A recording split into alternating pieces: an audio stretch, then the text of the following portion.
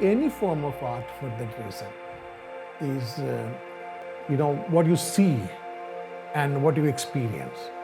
Any kind of an expression. I would really sort of put within the idea of visual art. So I make sculptures. Definitely it is a visual art form.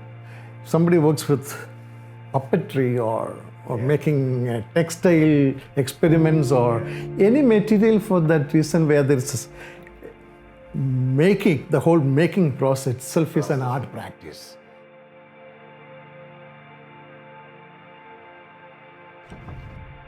The idea of coming to Shantiniketan, that was basically to do the paintings. But then after 2 years, I made a decision of making a shift. But what made me sort of shift intentionally or consciously from painting to sculpting was, it was not only shocking for others, especially who really thought I were more of a painter, but it was equally shocking for me. How did I sort of land up in sculpting, specifically modeling and all lot of things which I have never done.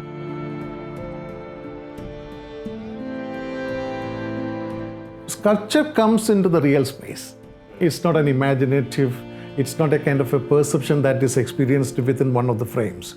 But the real space, an object is being formed, made, which is seen from different angles under different lighting conditions. It's a different experience because the sculpture itself is evoking different expressions.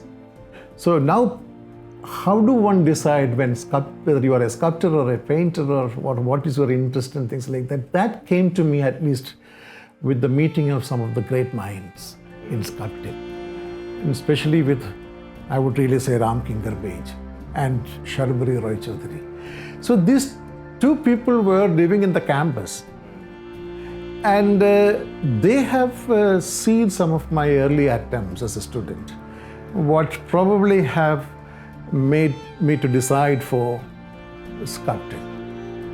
The art practice in Shantiniketan one time was like most of these masters worked in the given space, in a kind of shared space, and the students also could sort of witness and also work within the kind of given physical space, which is a fantastic experience, which is unusual for most of the artists today.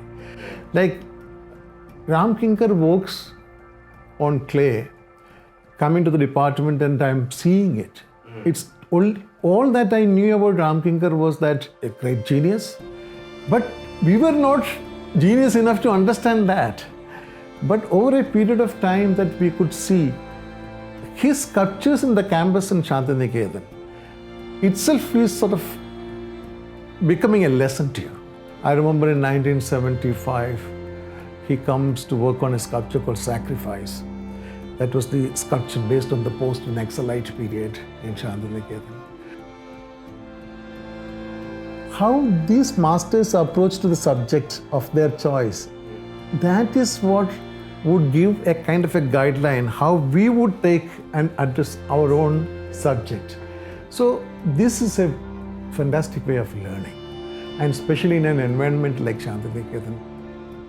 It is the biggest experience that to be in nature.